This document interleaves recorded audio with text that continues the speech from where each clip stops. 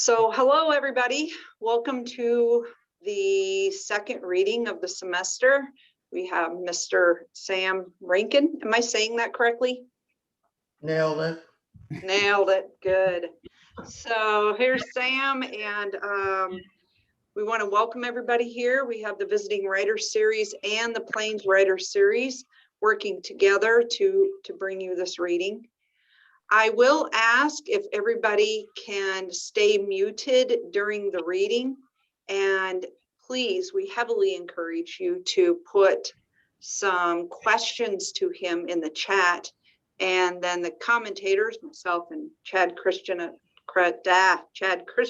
up there, we will pass those questions on to Sam when he's ready for them. So I want to thank everybody for being here.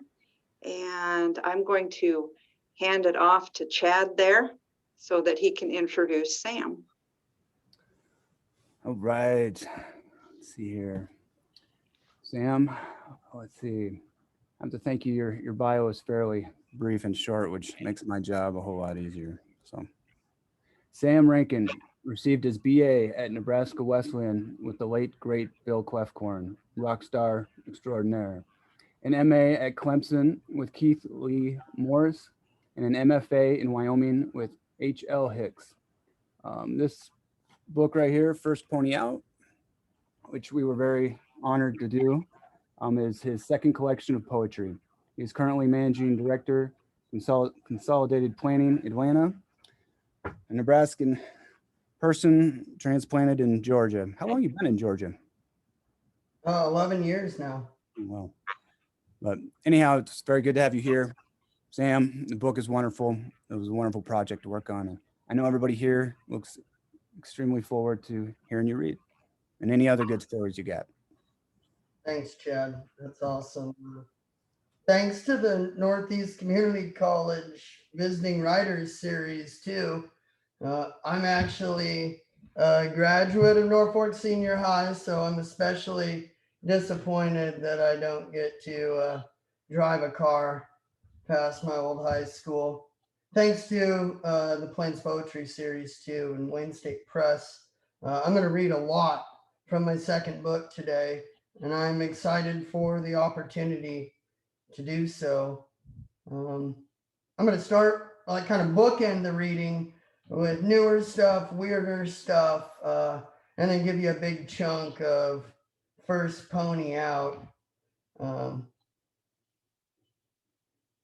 First poem I'm going to read you is called Two Urges. There are really only two urges I have when standing beside people: the urge to punch or the urge to kiss. Tragically, usually passing in a flash, I think about kissing the punchers more than I think about punching the kissers. Next poem I'm going to read is called Delivery.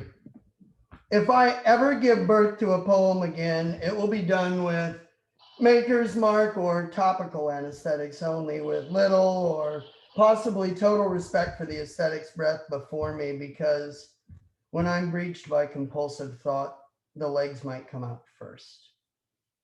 Watch out if the legs of your poem come out before the arms and the head. I wish I could tell you this is natural, but who knows what its gritty little poems are knitting on your insides. I'm going to read next from First Pony Out. This is a strange format for me because usually there are people that I can see interacting. First Pony Out started from seeing a Pony Express station in Nebraska and then imagining all these kids for 16 months running horses across those cold plains. At the time, I was working for a residential treatment facility and facilitating pack trips on horses above the tree line, which was a powerful experience in my life. I got to interact with incredible young men and women and ride really nice horses in some of the most beautiful country, certainly in the whole world. And I began to see serious correlation So submitted a grant to the Wyoming Arts Council, just wanting to explore what the heck the Pony Express was. I was lucky enough to find a lot of historical data in the Wyoming archives. Much of what came to be in this book happened because of time spent digging through very thin old pieces of paper and trying to decipher what the heck they said. This first poem is the title poem, First Pony Out. It's got a quote from St. Joseph's mayor at the time, which is where the Pony Express started.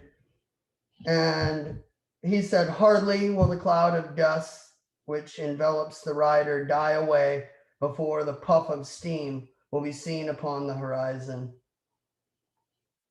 Sylph, you are all ears. Certain the hooplas for you when the mayor and majors talk about the length of the oxbow, about the necessity for a central route. Butterfield held messages an easy fortnight every pass until the southern stations were raided and burned by natives willing to dismount and finish anything with a knife. On the eve of the first ride, the amassed crowd plucked hair from your California ponytail until you threatened to kick the next yanking arm slap off. The crowd plucked still. For luck to the parcel, 20 pounds of tissue-thin paper wrapped in oily silk to keep the notes clear of bleeding ink when the mail swims across rivers and their tributaries all the long way to the waiting Western settlers on the short side of the Rocky Mountains in the mighty lingering ripple of the Sierras. The notes are already at a steady gallop toward us. News of Western gold and waiting fortune. Sylph, you will be whipped, wet with white froth and quivering in your flanks by the time we hit Kickapoo.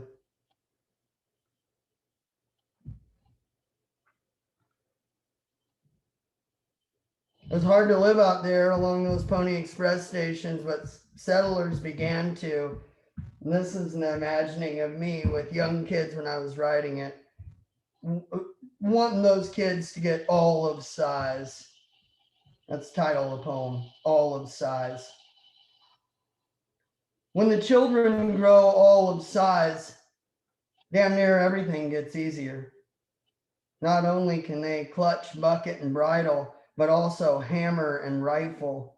Little fingers deadly as cold on quick triggers in the rock-raised pit 6 strides from the cabin.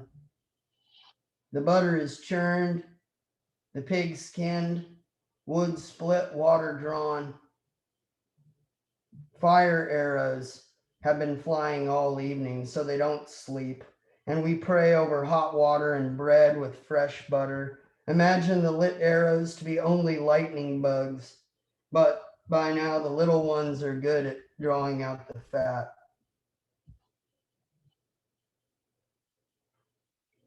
My favorite part about finding the Pony Express stations was finding the voices and the riders, these young men who were, riding long enough that they couldn't walk and then sleeping long enough that they could ride again.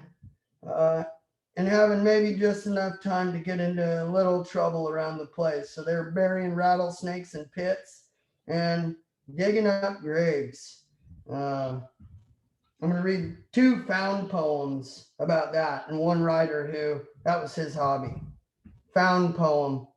This is right from a logbook from a station. It just said small mound. His head and under jaw was found entire with most of the teeth. Dug some 5 feet and found a great many bones, and in one of the joints of his spine was a spear which had punctured to the spinal marrow.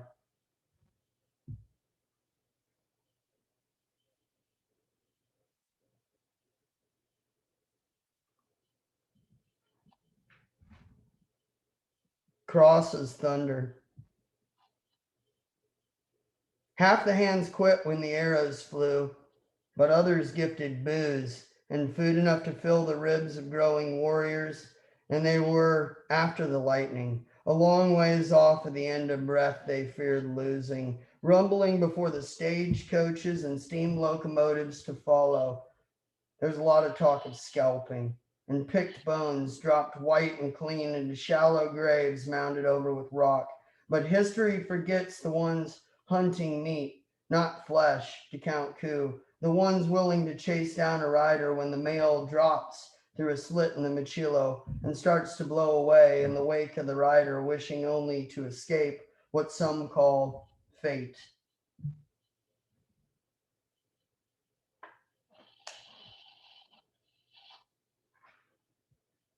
Where the Pony Express station is, it's in Nebraska,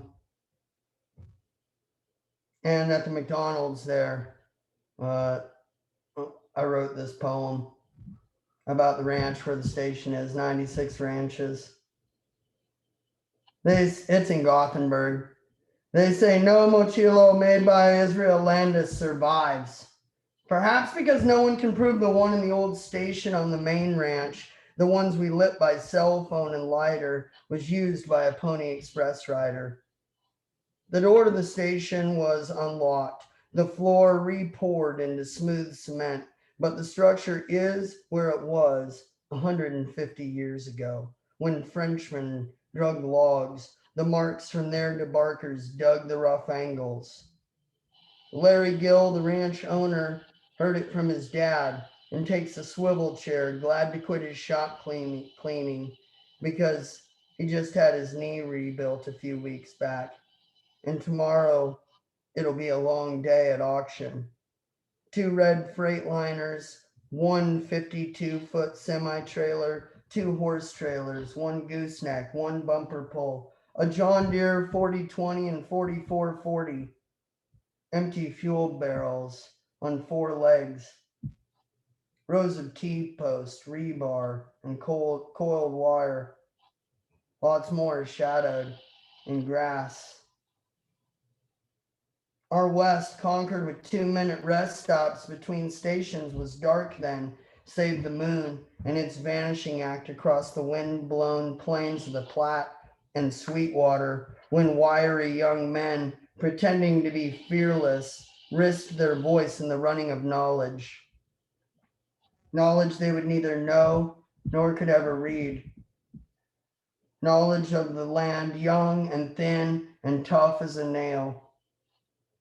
After visiting the Pony Express station and watching its station manager fade in the mirrors, I stopped at the McDonald's in town per the suggestion of the ranch owner's daughter, Claudine. I saw the riders, hell-bent toward the future, running onto brief trodden ground, later a ranch now near leaving. Inside the walls, name riders beside their picture and quarter pounders. In the men's room is the oath. I, Jack Keatley, do hereby swear before the great and living God that during my engagement and while I, John Philip Corner, am an employee of Russell, Majors, and Waddell, I, Michael Whalen, will under no circumstances use profane language, that I, Billy Fisher, will drink no intoxicating liquors, that I, Buffalo Bill Cody, will not quarrel or fight with Bronco Charlie Miller or Johnny Fry or with any other employer of the firm, and that in every respect I, Bill Campbell, will conduct myself honestly, be faithful to my duties, and so direct all my acts as to win the confidence of my employers. So help me God.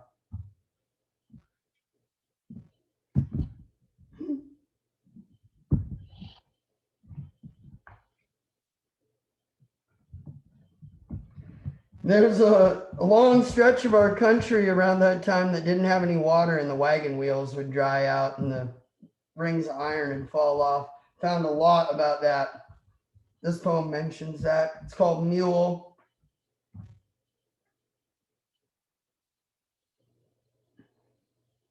He has never known not having a job until now. Market lumbering like sunk wagon wheels in need of doping in the deep sand, Riverside. He returned $40 to the Pizza Hut in Broken Bow, the clerk overchanging above the pony route on the Platte. Honest as a $2 bill, a 15% tipper, because what it's worth is worth nothing more.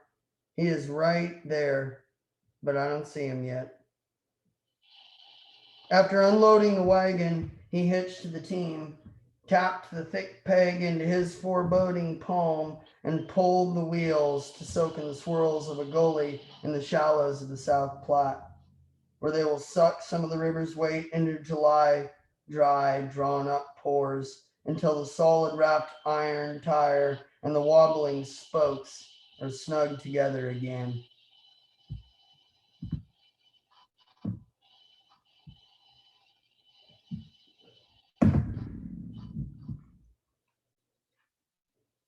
Pallid. Progression of marble. I watched the latter world and know I'm not of it anymore. 2 minutes to change horses at Dobie Town could never be fast enough. 80 orphans with 2 stout horses each would be dogged after a week straight of riding to beat the pulse of the telegraph wires cutting Ruby Valley and Deep Creek. I gulp hot coffee at Fairmont, mercury around 0, and the horse I rode in on steams, standing there. No one has to hold him.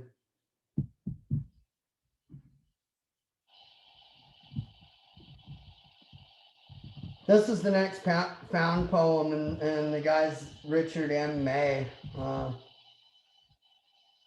Early this morning, one of the company and myself repaired to a newly thrown up mound with spade, dug 3.5 feet and found an Indian buried there.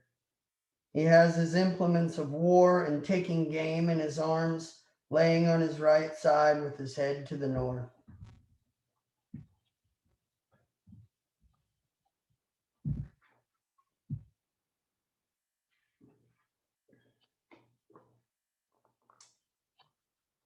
Riding at night with Newton Merrick. Rolling along my right, the great Nebraska in silent sublimity chums toward the Missouri, toward the Mississippi. It rained all day and fell in torrents toward evening on the already luxuriant growth of buffalo grass grazed short and thick by the red man's cattle. A dozen years ago out here, all a sense of hearing would convey to the mind was the whip crack, the clanking of chains and shriek of disagreeable wagons. Now in these lowlands, rich as the blue river bottoms and level as a bowling green, hooves are all that's heard.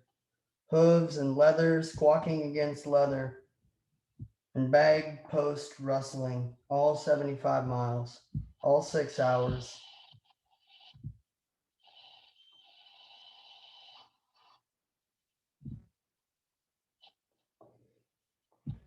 Samuel stops at a road ranch. Off a Concord stagecoach, he regained his stance, adjusting from the dancing spring leaves in the cross of the prairie's packed path away from civilization, and headed into it. 5 bays and a similar chestnut stay hitched, take turns dipping their loose lips into well water drawn into rope-handled buckets from a hand pump as red as the outstretched tongue tips of the horses when they finish the offering. And they each do finish a bucket and would another if the folks roughing it west didn't want to stop tonight at the bluff of Hiram Scott. Samuel watches the clock in his pocket while one of the brothers managing the stop works the pump's arm and the other holds a bucket's wet rope beside the silver ribbon.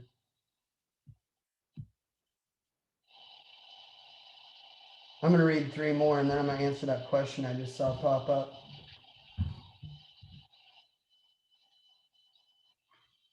Vincent Page Lyman. Down Breakneck Hill once a week was enough to tip anyone toward the old rye, but it was none the better over Hone Lake Route or Sandler's Cutoff.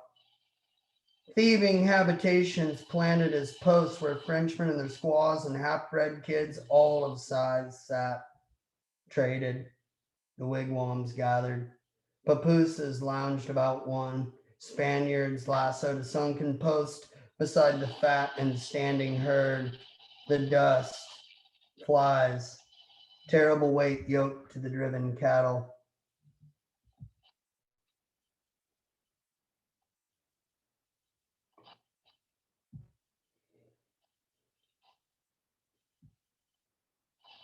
The natives said the settlers were turning the grass wrong side up. That's the title of this poem, Wrong Side Up.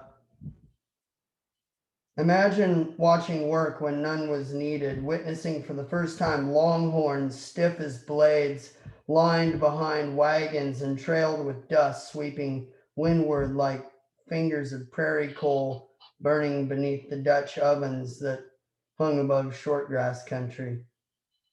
Watch with them the destruction of buffalo like prairie dogs, the way the ox and plow pulled up the only meal ever known to grow there, the only roots keeping the soil still from the erosion of water and wind while the point flips the thin grass, roots up for the planting of seeds slow to grow in the sand.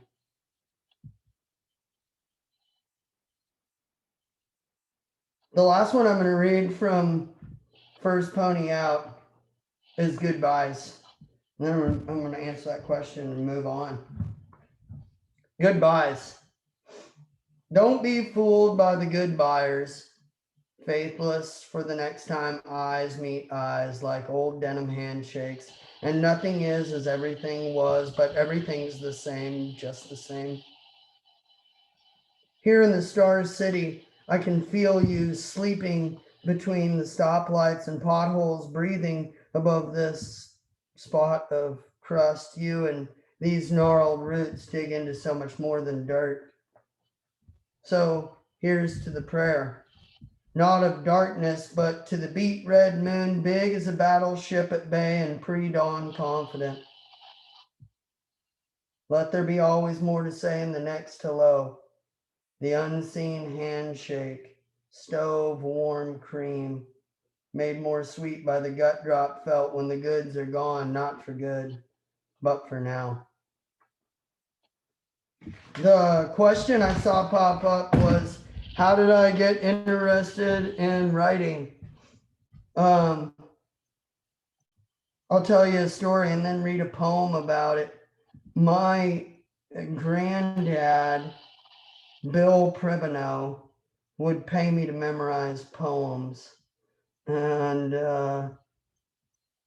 I'm, I guess, enough capitalist at heart that really spoke to me. So I memorized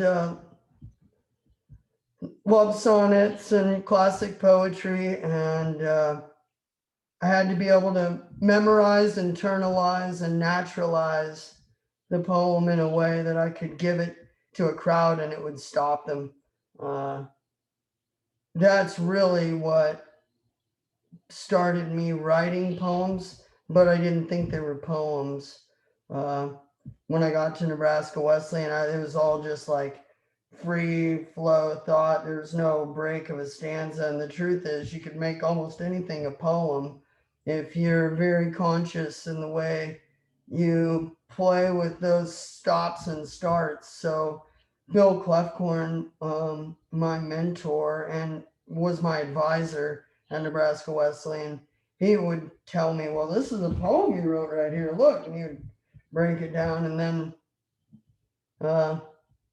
yeah, I just kept writing from there. I'll read you a poem about my granddad, Bill, because without him, without having memorized all these poems, I don't think I would have been able to find my like what I wanted to say. a lot of it is, it's all been said. We're just writing it again, trying to remake it as our own and tell it through our lens.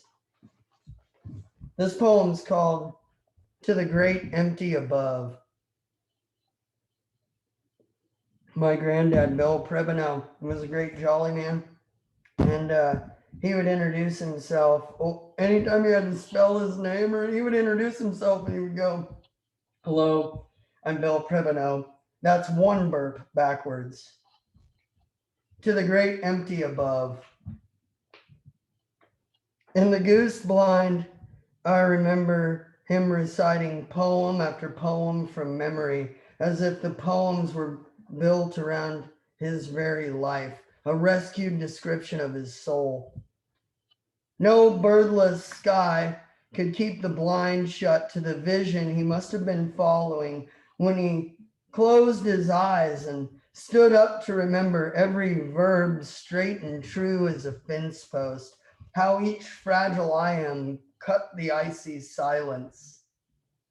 Individual blades of grass were frozen behind him, an orator in a sunken pit with the cover blown off, as if birds have just V'd up off the lake, close enough to shoot, like we have a shot.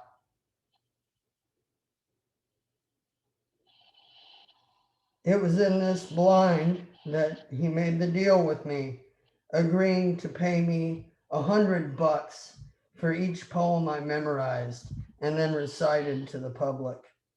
Graveside, I gave the 116th to the air, as I had heard him do for 20 years.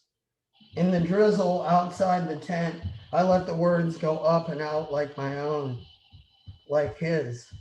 And during the 21 gun salute made 18 by one gunman's absence, I thought about the sporting, retired way Grandpa took to stuffing pebbles in prepaid return envelopes from credit card junk mailers, how he would tape and tape the bulging letter to keep the weight up and make that company pay something, how even the roughest stone had to be polished into a poem when he kept dropping them in the mail for someone anonymous to open.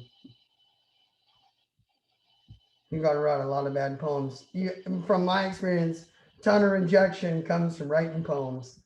I'm going to read a few more from right here.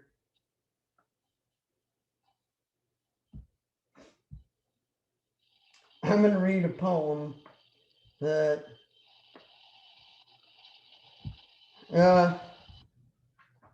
terrifies me as a father. But I just drove through this country. And when you get out, when you're crossing on 80 and all those birds, we just came through, the sand hills were, cranes were coming across and the snow geese. I always wanted to just get up someplace where I could see it. So my cousin and I would climb cell phone towers, and I hope none of you do that. This poem is about that. Vertigo. Hard to go when the wind wasn't blowing, so we went when we could to climb it. I recently tried to find it again on Google Earth between Maxwell and Brady, but found instead the tracks of a truck whipping shitties through a field covered in a fresh blanket of snow. I saw circles and thought about my own daughters finding the 2-track off East Pawnee Road. Thought about their hands on the gate and climbing the gutter to mount the rooftop. Imagine them balancing that beam from roof to ladder on one of the tower's 4 legs. Then they'll go up like I did, like we did, like drunk girls convinced in the night did. The last time we went, we forgot how to climb a ladder. In the last section, several hundred feet above the whistling plains, the cage behind the back of the ladder quits, but you must climb further to reach the very top. We couldn't convince our hands to grab for the next rung, our feet to do anything but shake at the end of our legs. I swear the entire ladder, the whole damn tower wobbled. We swayed. Afraid at first to talk even. Height so great, falling meant death with time to think about it. Then, despite the way our bodies fought it, we began by taking one hand off, by talking our way through it, by starting to climb again in the great sway of the legs, now combining and crowding together, bitten by fist-sized bolts at their intersection. We thought it was a cell phone tower, thought the ice cream cone-shaped nodes in red and white must somehow gather the signal. We spat, sitting atop those great cones, overlooking the island that North Platte built itself on. We wondered over our own desperate hands and how they got us up there, how we wanted to go too, until we'd been there enough that we realized there's only so much you can see up there, and then you have to come down.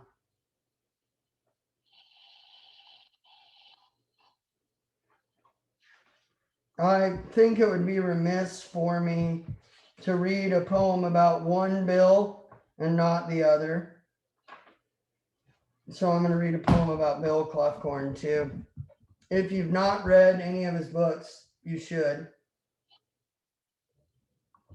I believe his memoirs are amazing, but the book mentioned here, Drinking the Tin Cup Dry, is also great. I really appreciate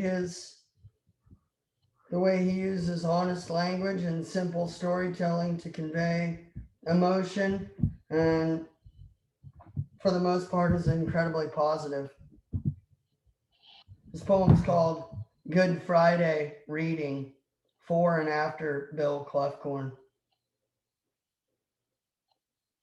The man who never knew anyone who was not a poet held me again, captive and throat thick, holding back the best tears, full of beautiful impossibility.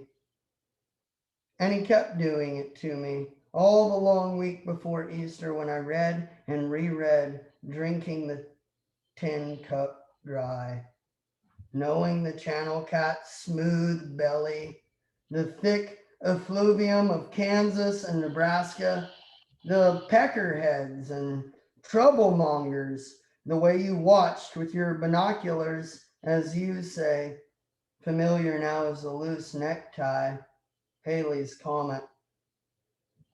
This is the same faint racing light I watched cross the black western sky as a boy, knowing if I were man enough to survive, I would see it again, with all the long years stacked between my life and its desperate arc around the expanding universe. I read your poem for Nicole Ann one day after she is born, and talked on public radio with two poets so cryptic in verse that I am lost to their words, let alone the intended meanings. I don't call them dolts or hard-ons, but they know nothing of silage, of young lovers holding the day away together. They know nothing of the way a landlubber digs spade smooth caves, have never felt the rock and chalk, the jayhawk, to them just a bird, their loop lady nothing like a river.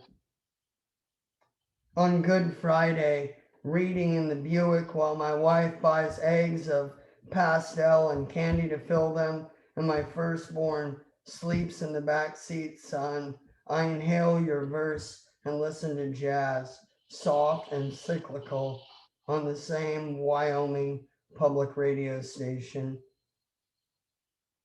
The music stops and the news is of pirates off Somalia's coast and tornadoes in Texas.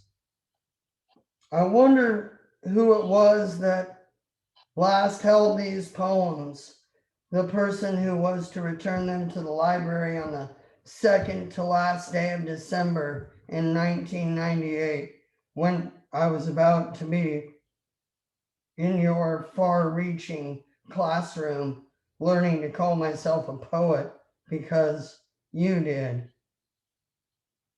I wonder if that reader was riding into a rising sun, breathing deep the stars other dogs forget to look for. The radio host announces, the suction was so powerful the shoes were ripped from some women's feet.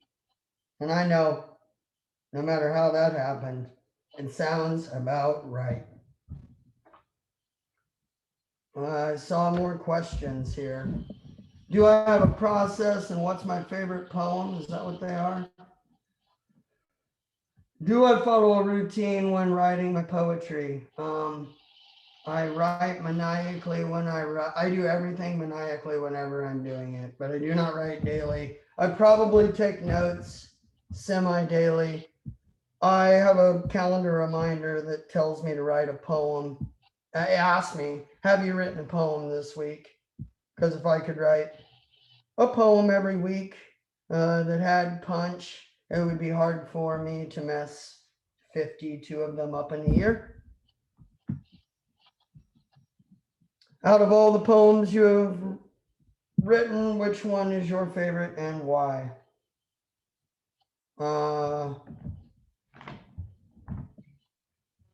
That's a hard one. I'll try and read it. Favorite how is what I'm asking, because there are some that I really love. I love them for all different reasons. I'm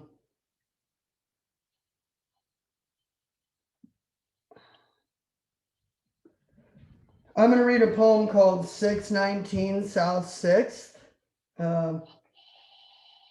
I think this is my favorite poem. Memory is important.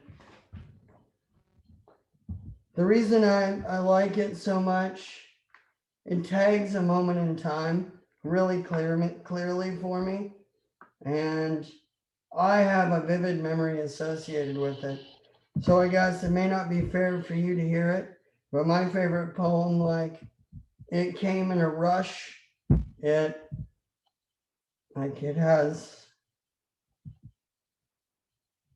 maybe has changed a little, but not much. It was just, I wrote it and then boom, I've been reading it. I like to, it jumps around to a lot of individual images that my hope would be could retain, the small parts of beauty in our daily passing that we might forget about place.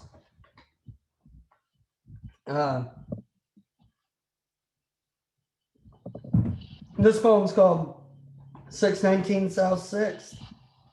What I won't remember about this place isn't here.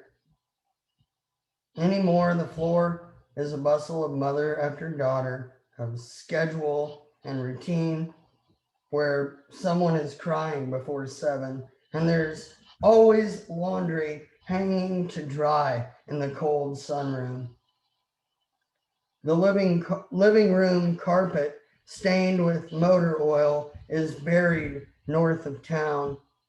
Now hardwood glistens, and there's paint enough to cover 120 years of dirt on this lot east of the tracks and the river. The brushes all wear old paint. They dangle with a crowbar and shingle rake. Now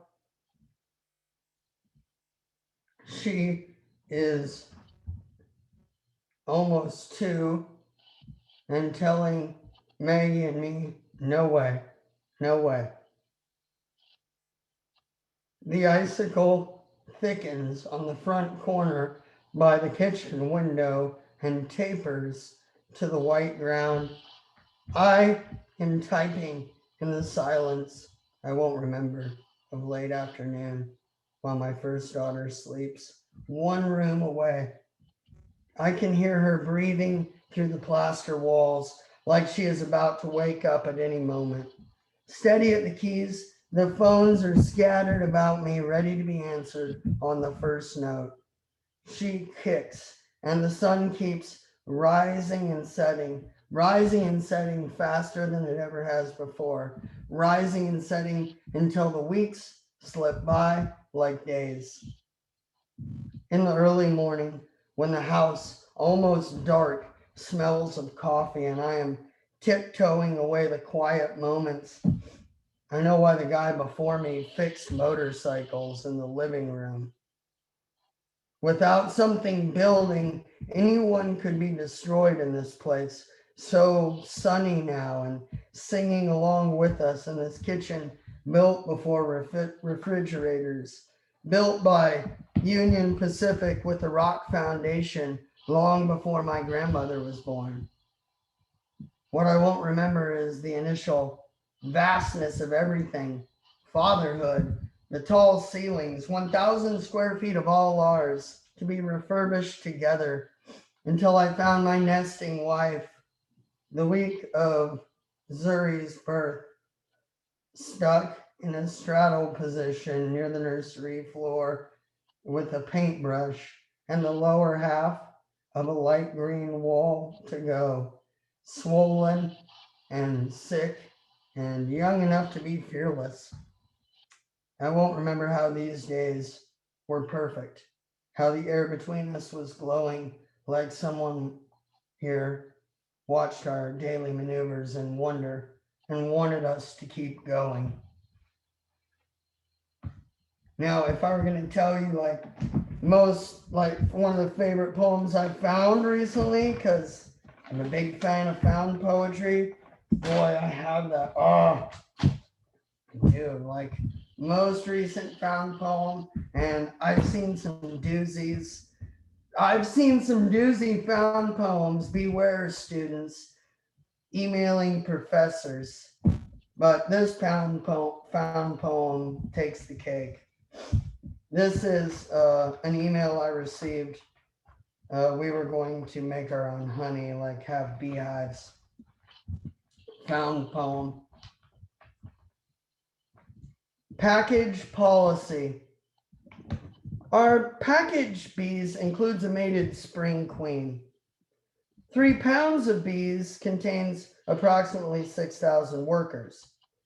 Package bees are the responsibility of the customer at the time of pickup. Package bees are to be picked up prompt to ensure they arrive alive. We guarantee the queen to be alive on Saturday and until Sunday the next day at 5 p.m. We do not guarantee for successful introduction of queens or packages. If your queen is expired when you install your package, please contact us immediately so we can make a new one available to you. You are responsible to pick up the new queen. We do not deliver. These are living colonies. There are risks. Please consider prior to making your purchase. Chad Sell. Not going to give you the number because it's real.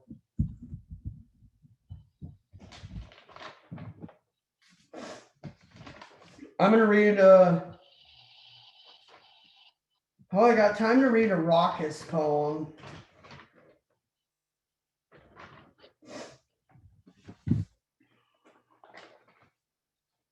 I'm going to read a raucous poem called Maybelline Rotisserie Fleck, the even further Juvit Cannabis. I feel like we have time, and man, if you guys ever, have the opportunity to travel and live in a bus for a decade of your life, I can't recommend it enough. This is Maybelline's poem, The Bus. Maybelline Rotisserie Fleck, the even further Juvit Cannabis. I miss your custom installed closet by the front door. You, the ultimate temptation to any hippie cowboy wanting the feel of 12 hours straight. The rawhide wheel wrapped in sweaty fingers passing a sleeping city. You are still here. In my dreams, we drive the long nowhere between horse farms. We pull into guarded barns with pin codes and slick studs to park and wait for the next urge to go. All 35 feet of you waxed in the Florida sun. Your flat front windows drip with condensation from 3 air conditioners and ample insulation. I don't want you to go and think that my life has stopped without you, because it took a lot of going for me to want to stand still for a while. And that's what I'm doing right now with you, thinking about the largest truck stop in the world, about flat Iowa nights and Illinois, Indiana mornings, about the trips between North Carolina and Norfolk, trips where Nebraska was just the girth of Tennessee and a diagonal cut across Missouri from Ellerby.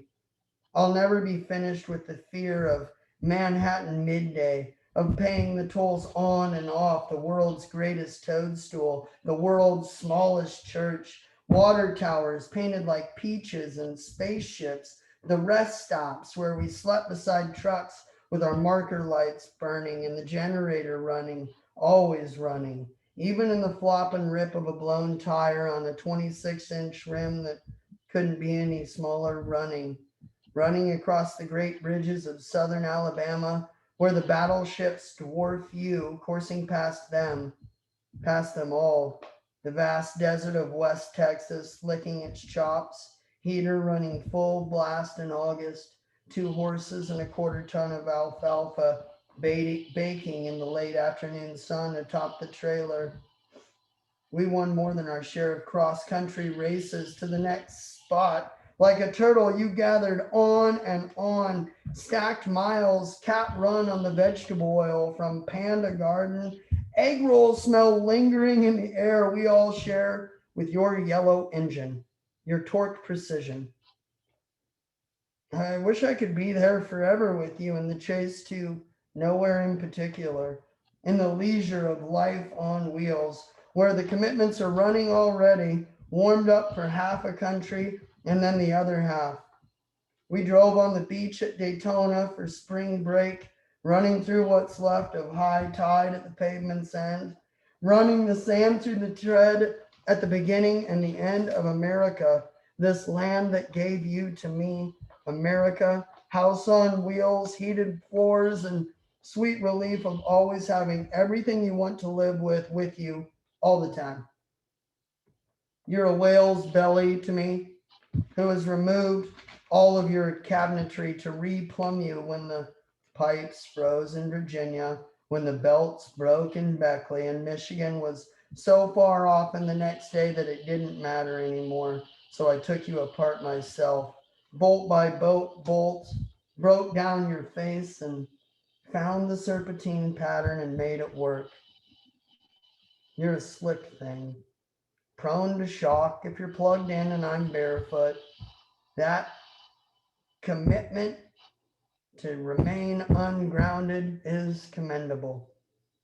Iridescent lights on your dash rival any panel of instrumentation on a small plane built in the same decade.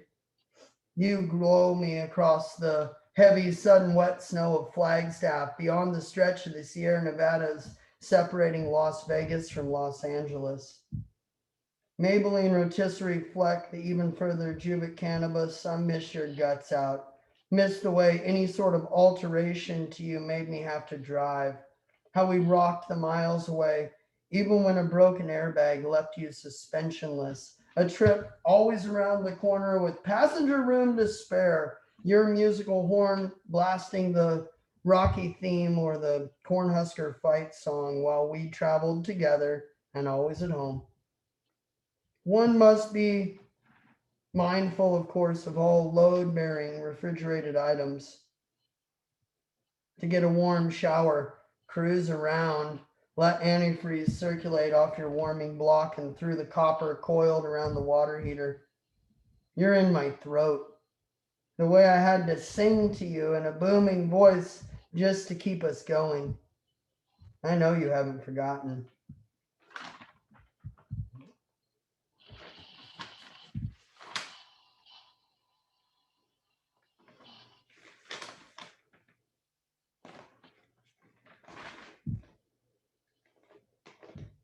This poem's for and after Tao Chen.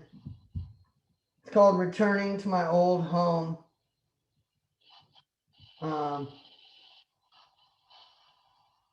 I walked the canopied streets of the capital in what now seems like another person's life. Long gone, the street lamps still halo different colors to show its vast southern expansion. The new bulbs are not yellow or orange, but a vibrating blue or green. And there's a hum beneath them. All this glowing makes me long for empty fields, for the spark of specks of space junk burning up before they hit the ground. I look for people I know here, lifting my head every time the door to this coffee house opens, but I am a stranger to them. My friends are not dead, just gone from here. Sober, they spell out the mirror of their days in fractured reflection. Drunk, they wear calm brows.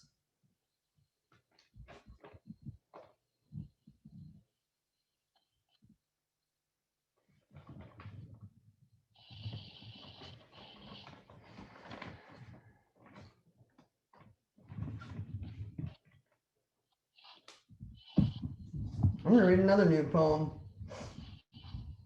At Express Oil Change. I don't know, the ants we poisoned in the yard aren't reporting genocide in the single pile camps they've built in a line to their new red mound. When these three young men quit wrenching each day to eat with black nails. They couldn't get the hood open, and I wonder what they think about all the unseen. One of them is down there right now. Unlike the ant, he did not carry what he could in his arms out of the hole to make it deep enough for comfort. He has not walked past a pile of tiny, shiny carcasses with curled up legs and begged to wonder how he got to this spot where he can't tell if the leaves are shuddering for him or for the abandoned fallen.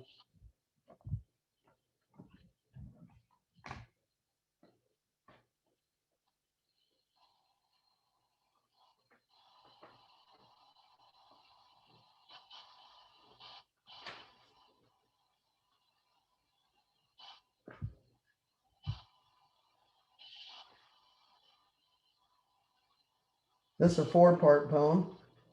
I'm going to read this one and one more, and then someone's going to come up with a question because I feel like I've given you a ton of stuff here.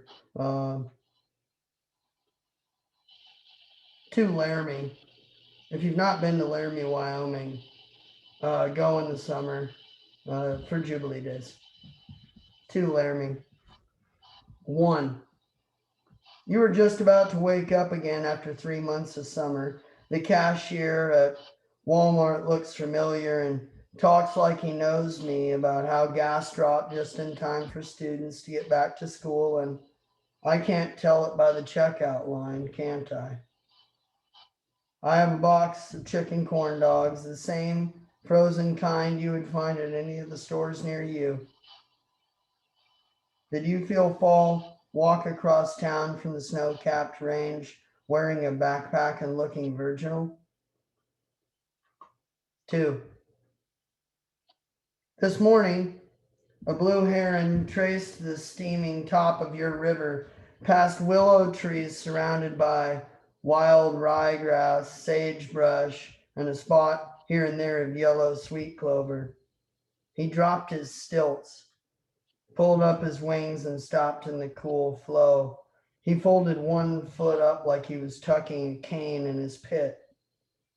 The others soaked amongst the reeds of the alpine pennycrests and cattails, who were starting to wear their weighty tutus with just enough fluff down low to know the wind will strip them naked soon.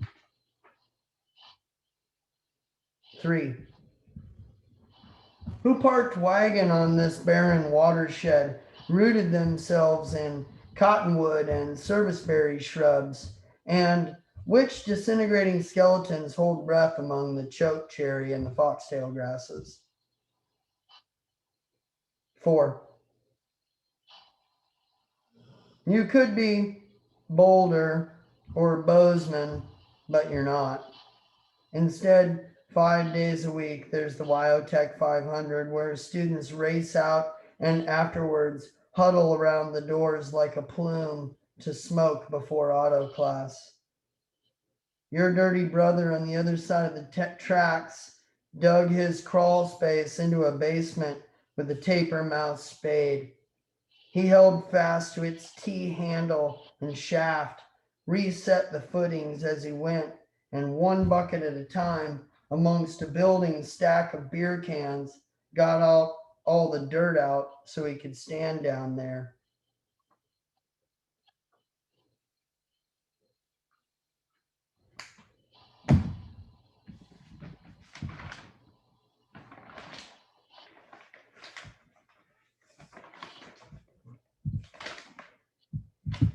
The last poem I'm going to read is called Let the Sleeping Fawn Lie. I'm not telling you there was dew sparkling on the heavy blades of grass to be poetic. My boots had cracked and split along the sole, so I looked down to wiggle my wet toes, and there she was. The sun was up, but just. The fawn, curled frozen, Danished herself between sand bluestem and prairie cordgrass. Young, vulnerable in my own field, I fed a grazing pair of sorrel mares, and their chestnut babies returned, scooped up the fawn. I was almost to the barbed wire when I knew that her mother would never come back for her, that my smell, the finger oil and lurk of me would keep her away. Standing there, I hoped her mother had been killed with short pain by a passing cattle hauler with a pipe Bambi slammer or a rifle or some other wandering lion. I left her beneath an elderberry bush, imagined her soggy legs would lope her to the shadow of cedar and bur oak, shedding their branches and growth for no one to see, climbed through the barbed wire, and only looked back when I couldn't see her.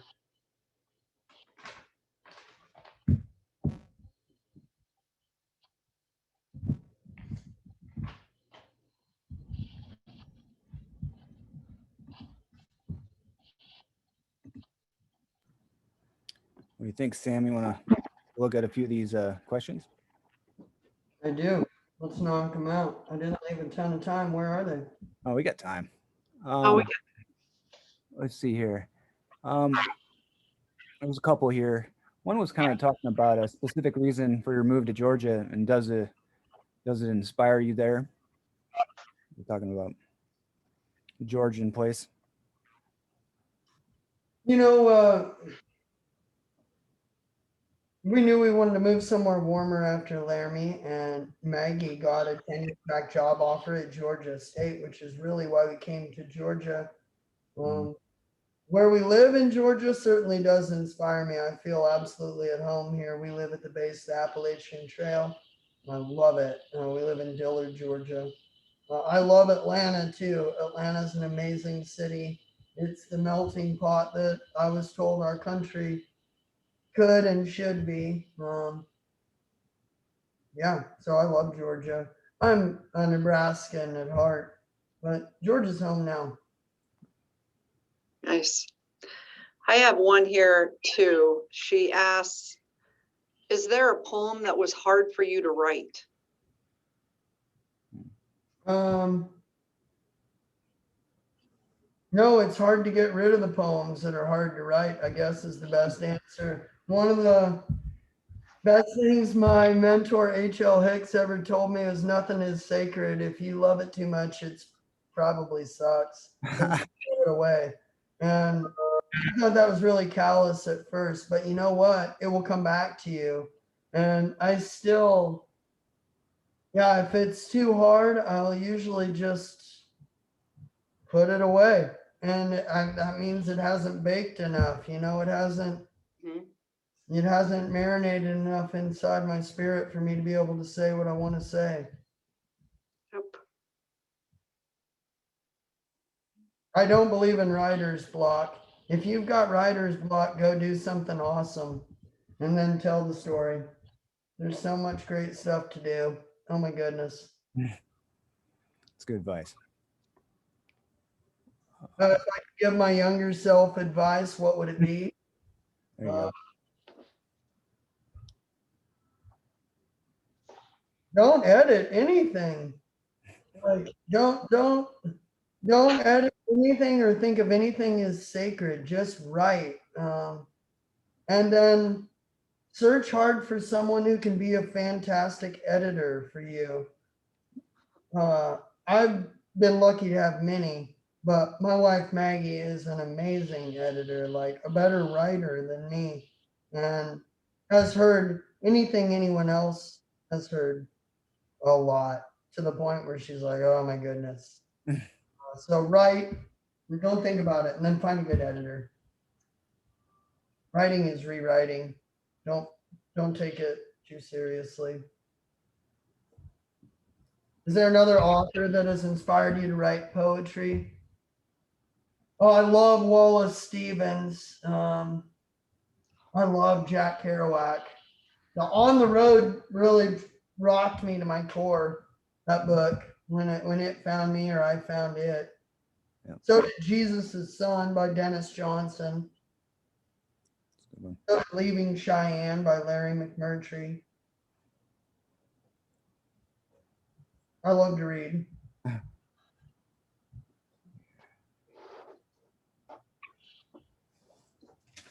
So I got a question for you.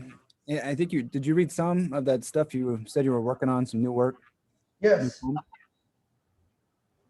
Yeah, I did. And near the end, a lot of those were for a new collection, Death Benefit. It's a great title. I manage a team of financial planners, and a lot of what we do is estate planning. So conversations are powerful when they really matter to people. I'm very interested in that. There's a lot of silence in Death Benefit, but then there's some real Atlanta poems in Death Benefit, and I didn't really read any of those because they have a different feel than wagons and horses and the West.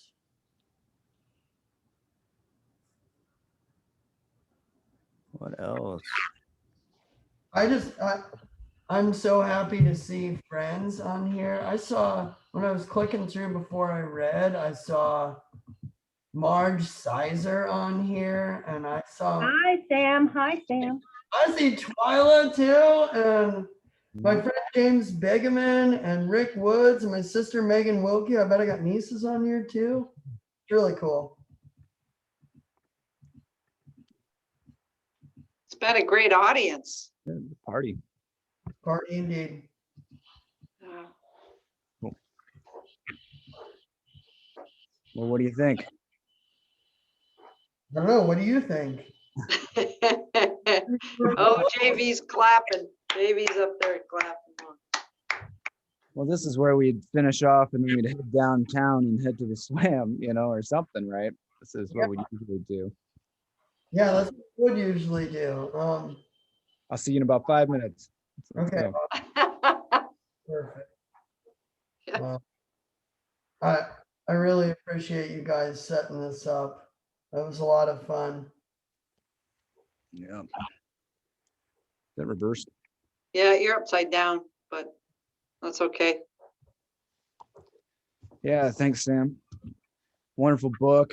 Glad you got to come on here and read. We'll definitely get you up for a slammer just to come hang out.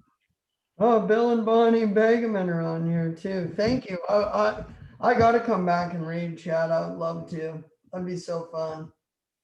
Maybe we need to have like a festival or something, just a big blowout poetry reading. Fun time would be good. I think that would be good. We should collaborate on that, Chad. Yeah. Good. Oh, Well, thank you everybody here. Barbara, Sharon's whole class is in here, Marge and Stephanie Marcellus. Thank you guys. And we got a whole class zooming in here as well. So Nice. yeah, I have a bunch of students on here as well. And this has been fabulous, Sam. Thank you so much. Really appreciated hearing you read. Thank you. I hope everyone out there writes a poem or two in the next few weeks. There'll be a collective wave of good words. yep, Poetry makes sense for sure. cool. Yeah. Go righty, I guess. Round of applause for, I don't know if you guys even want on mic. I don't even care. I know, they can unmute and Man, clap thank you. away. Thank you. And we need a little like noise sometimes on here. It's good. A little excitement. It is. It's a very interesting experience to just read On the books kitchen. with my dog on the couch across from me. She's heard them too. Yes. Thanks everybody for coming. Really appreciate that. Yeah, Bonnie. Appreciate your support. What? Said it was good, Bonnie. This collaboration. It We have is. April 20.